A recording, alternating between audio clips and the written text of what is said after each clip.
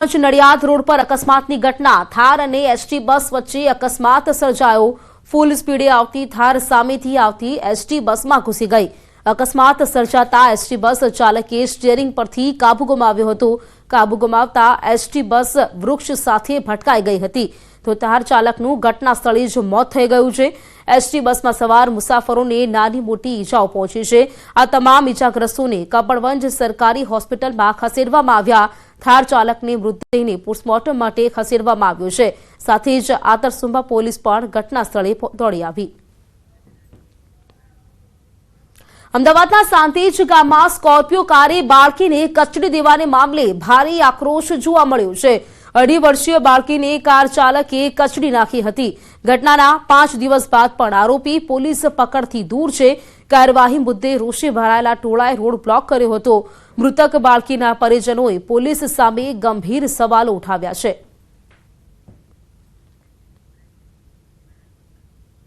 મહેસાણામાં ટ્રેનિંગ દરમિયાન પ્લેનનો અકસ્માત થયો। ચરપી નજીક પ્લેનનો અકસ્માત થયો હોવાનું સામે આવ્યું છે। ટ્રેનિંગ પ્લેન ગામના એક ખેતરમાં પડ્યું। અકસ્માતની ટ્રેની મહિલા પાયલટને ઈજા પહોંચી છે। મહેસાણામાં પ્રાઇવેટ કંપની પાયલટ માટે ટ્રેનિંગ આપી રહી છે ત્યારે સ્થાનિક પોલીસનો કાફલો છે તે પણ ઘટના સ્થળે દોડી આવ્યો। ઈજાગ્રસ્ત ટ્રેની મહિલા પાયલટને સારવાર માટે ખસેડવામાં આવી છે। તો ચરપી નજીક પ્લેનનો અકસ્માત થયો છે। અકસ્માતમાં ટ્રેની મહિલા પાયલટને ઈજા પહોંચી છે। જે ખાનગી કંપની છે તે ટ્રેનિંગ કરાવે છે તે દરમિયાન આ મહિલા પાયલટ છે ટ્રેનિંગ કરી રહી હતી તે દરમિયાન જે પ્લેન છે તેનો અકસ્માત થયો હતો અને તે ખેતરમાં જઈને પડ્યું હતું। જો કે જે મહિલા પાયલટ છે ટ્રેની પાયલટ તેને ઈજા પહોંચી છે। હાલ તો તેને સારવાર માટે ખસેડવામાં આવી છે। પાણી પુરવઠા મંત્રી કુંવરજી બાવળિયાનું મોટું નિવેદન। ન્યૂઝ 18 સાથેની વાતચીતમાં તેમણે મહત્વનું નિવેદન આપ્યું છે। રાજકોટની આસપાસ હાલ કોઈ એવી ખરાબાની જમીન નથી કે જ્યાં ડેમ બની શકે।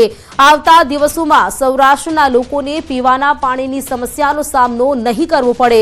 કુંવરજી બાવળિયાએ રાજકોટ સ્થિત આજી ડેમની મુલાકાત લીધી હતી। ડેમમાં પાણીની સ્થિતિને લઈને તેમણે માહિતી મેળવી હતી। कोई मोटो डेम बनावा माटेनुं आयोजन एटले नथी कि एटली जग्या खराबानी कोई जग्या एटली छे नहीं अने सरकारी खराबानी जग्या न होय त्यारे जमीन संपादन करीने कोई मोटो डेम करवो ए अत्याરના संजोगोमां खूब अशक्य छे। पण छतांय मीडियम डेम बनावा माटेनो अमे विचारी रह्या एटली जग्या मळशे तो ચોક્કસ ए माटे पण। दक्षिण गुजरातनी शुगर मिलों संचालकों की बैठक बाद भावों जाहिर करवामां आव्या छे। खांड उत्पादन करती शुगर मिलों ने शेरडीना टन दीठ भावों जाहिर करवामां आव्या। सौ प्रथम सायण शुगर मिलना भाव जाहिर करवामां आव्या जे बाद मढ़ी, बारडोली, महुआ, सायण शुगर मिलोना भाव जाहिर करवामां आव्या।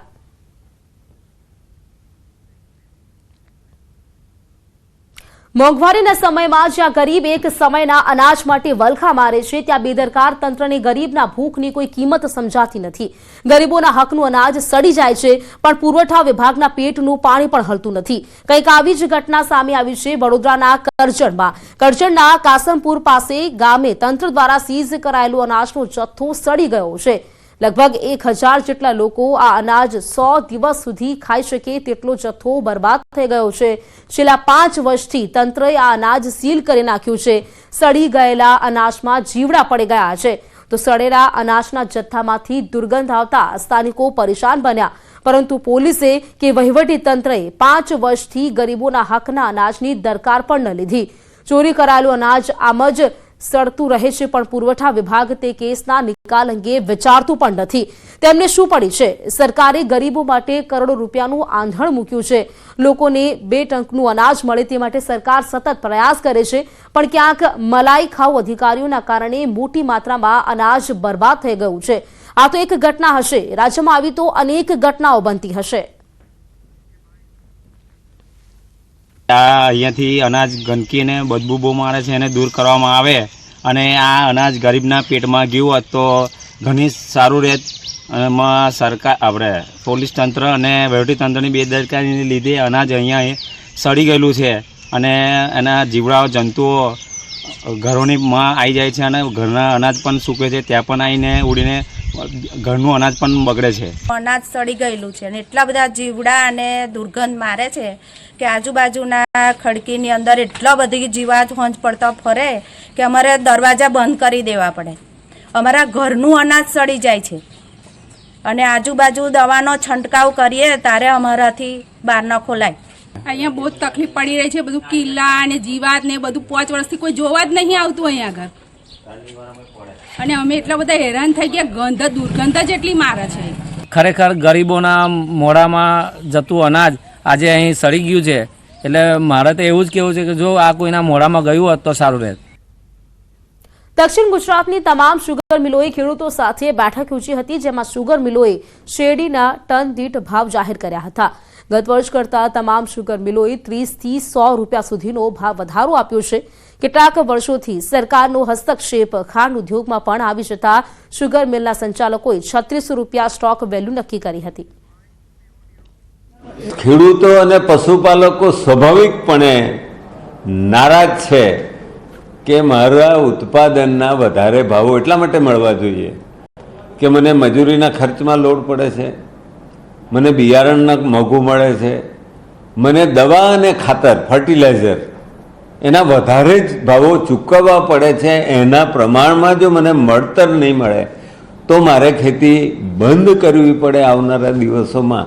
આ વખતના ભાવની અંદર એવી આશા હતી કે ગયા વખત કરતાં 100 રૂપિયા વધારે મળે એવી આશા હતી, પણ એ આશા અમારી નિરાશ થઈ છે અને 25 રૂપિયા વધ્યા છે. 25 થી 50 રૂપિયા વધ્યા છે. અમને પોષણક્ષમ ભાવ જેવા લાગતા નથી. હજુ